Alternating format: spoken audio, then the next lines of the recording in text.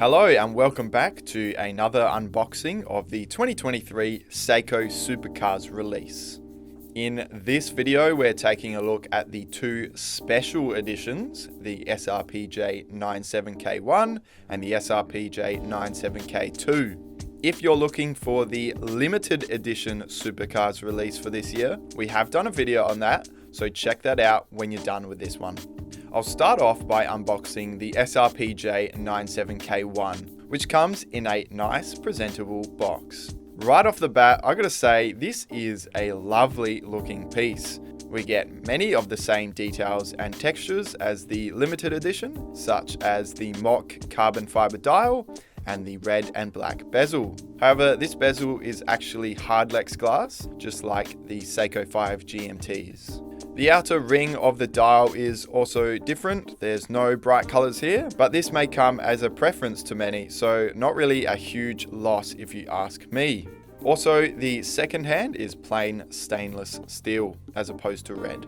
I quite like the red one on the limited edition, but again, all comes down to preference.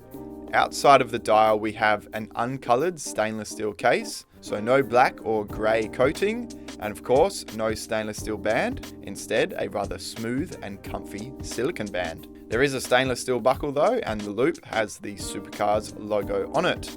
If I'm being honest, I'd say this is my favourite of the three models for this year's release. I like how it's a bit more simple compared to the limited edition, and if we're being honest, my preference is a silicone band because they're just really comfy.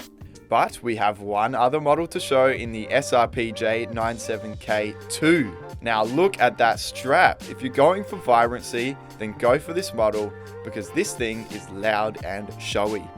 The color is closer to a bright orange than any sort of red color, so do beware of that. The good thing about this watch is if you ever get lost in a crowd and you want to be seen, just wear this one and hold up your hand because you won't be missed. So here are the two models side by side for comparison. As you can see, they are pretty much the same exact watch with different straps. Yep, that is simply the only difference between these two models, but I guess it gives you options.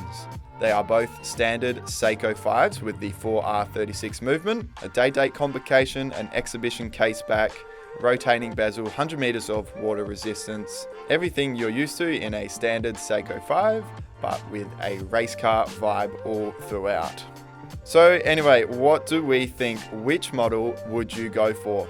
Let me know in the comments below. Make sure to hit the like button if you like this video. And if you want to buy one of these Seiko Supercars watches, just hit that link in the description. Thank you for watching. I'll catch you in the next one. Goodbye.